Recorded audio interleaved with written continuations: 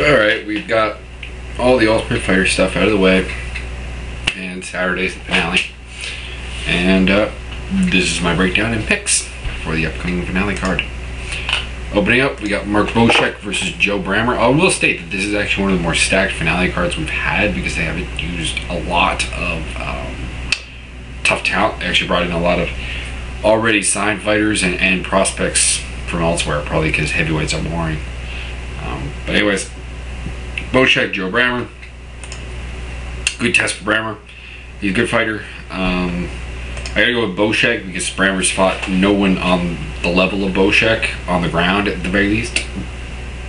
Boschek's a good wrestler along with very good grappling skills. So I would go with a decision or a tap out for Boschek. We got Dennis Hallman, John Howard. John Howard's a better wrestler and better striker. Hallman's the better BJJ player. Howard really doesn't.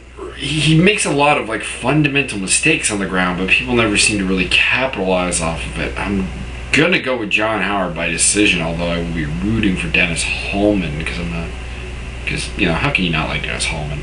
And how can you really like John Doomsday Howard? In a nutshell. Rodney Wallace versus Brian Stand. Rodney Wallace, good ground game, decently good striking game. Too short for 205 though. Not necessarily too small for 205, but too short at 5'9". So Brian Stand, I'm gonna go with the TKO stoppage. Then we got Justin Wren versus John Madsen. This is going to depend a lot on who has the better wrestling. I'm going to go with Justin Wren just because if he doesn't have the better wrestling, he's better in other areas such as striking and BJJ and cardio, to the point where he could possibly survive being out wrestled by John Madsen. Whereas if Madsen gets out wrestled, he's basically done. In a nutshell, he has nothing to fall back on, and I have a hard time picking him as such. So Justin Wren, I'm going to say he gets a tap out. I'm going to go that far. James McSweeney versus Daryl Schoonover. McSweeney is probably the better technical kickboxer, but I think Daryl has the wrestling advantage and the ground game advantage. I think James doesn't react well to being hit with the small gloves in MMA. His cardio is also a bit suspect.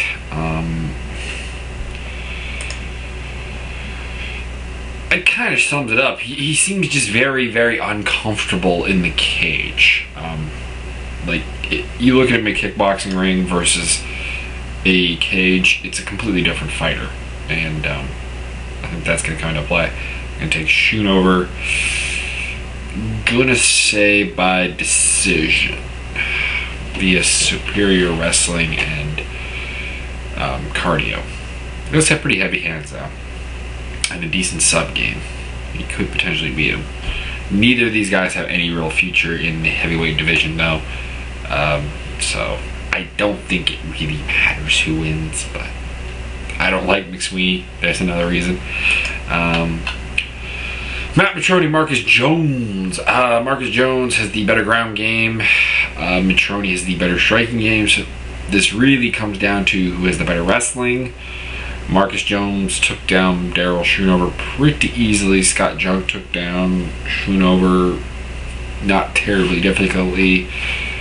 Marcus Jones seems like the guy who's just more in the game and more into learning than Matt is. Neither, again, guys who I don't foresee being really in the UFC very long. As much as I do like Marcus Jones, although I think he's a bit emotionally immature and unstable. But at the same time, I like his personality. I think he's really happy to be learning the game. But being in his mid-30s, I think he's just a little too old to learn. His stand-up is very zombie-like. His BJJ is actually quite basic. It's just that he's very effective at using basic techniques with his size and his length. Matroni though he got a very bum rap on the show, I think, from Rashad particularly, who came off as a bit of a D-bag when he was doing that. At the same time, it has to be said, he is a bit of a meathead. and he does. He does struggle with learning new stuff. It seems he seems still very uncoordinated in MMA. His cardio is a bit lacking. His wrestling is really lacking. His BJJ is pretty lacking. I gotta go with Marcus Jones via tap out. Either way, I think this fight ends quickly. Either via knockout for Mitrone or submission for Marcus Jones. Next, we have Frankie Edgar, Matt Veach. Two guys who really should go to featherweight because they're much too small for the division. Taking Frankie Edgar, since, I mean, when two wrestlers meet up, the one who has the better wrestling generally wins. Add in the fact that Frankie also has the better striking game and probably the better BJJ game and better cardio, better reach. Yeah, kind of in a nutshell. I don't really foresee a way Veach can really win this fight. He is undefeated though, so we'll see. Kimbo Slice Houston Alexander. Honestly, I feel this fight comes down to who lands a shot on the button quicker. Neither has a great chin. Neither has particularly impressive power when you really think about it. Houston Alexander's stand-up is less rangy, we'll say. It technically has a lot of flaws in it, but it seems to work for him. So I can't really say much. That being said, unless someone gets smart and takes this to the ground, it will probably end in a first or early second round stoppage. Just whoever really hits that punch first. Gonna go with Houston. I think he has a little bit more power. Kimbo's chin is kind of suspect. Go with Houston Alexander. Next up we have John Bones Jones, Matt Hamill. I'll be cheering for Matt Hamill in this fight, but I'm taking Bones Jones by decision. I feel that he is the faster guy. Their wrestling is similarly leveled, I think. Their stand-up in terms of a technical form is a little bit similar, but Jones has got that speed advantage, which in the past has been a big problem for Matt Hamill. Look at the Rich Franklin fight. It's not so much Franklin's skills that gave Hamill a lot of trouble. It was a lot of it to do with his speed, and Bones Jones is a pretty fast guy. Don't really like him, though. You don't know why. His interview where he talks about how he would beat Lyoto Machida and, you know, he basically breaks down Lyoto Machida's weaknesses and says how he would exploit them, and then when asked if he would fight Machida, he said no. So I personally did not like that. It's just something that kind of rubbed me really in the wrong way. So there you go, as far as that's concerned. And then we have the final, Roy Nelson, Brendan Schaub. We've seen a lot of these guys fighting. Roy Nelson's been pretty dominant. Brendan Schaub's been actually in trouble in every fight he's been in. He has good heart. He has good survival instincts. He's a tough bastard to finish. People, I still think we're overhyping him, though. I don't really see the big deal about him. He has a pretty good ground game, but his wrestling's pretty lacking.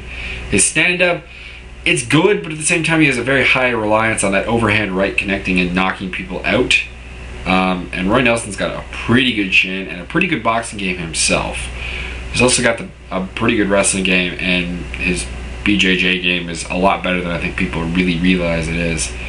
I think he takes down Brendan. I think he kind of controls him, gets to, I want to say the irony would be probably he gets crucifix, but he gets a somewhat dominant position on the ground and he pounds him out. That's my theory. I'll go second round because Schaub's got good survival abilities. I just think that, you know, Nelson was that far above everyone else. I kind of wonder if Schaub could cut to 205. I mean, they claim he weighs about 240 at 6'4". He really doesn't look like he is a solid 240. I think he could possibly cut to 205. And he might have a bit of a future there, because, I mean, his wrestling may kind of catch up a little bit. It seems like, you know, bigger wrestlers are having a really easy time taking him down. So maybe if he didn't have to deal with that, he could have a better career. He's got pretty good subs. He's got pretty good stand-up. He's got good power. Maybe down to 205. That's kind of what it was for a lot of these guys, like Daryl Shuver, who really needs to go to 205. He was the one that I really noted really needed that. And James McSweeney. That's it, though.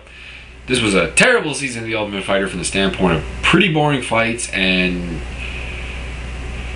Yeah, the pranks were kind of amusing, but at the same time, they really weren't that amusing. They got kind of repetitive. The Rampage Rashad hype might have actually been better had, you know, the fight still been happening. But with the fight not happening, it really lost its appeal. That's basically my thoughts on the season coming up to the finale. But the finale should be good. So, that's all. Later.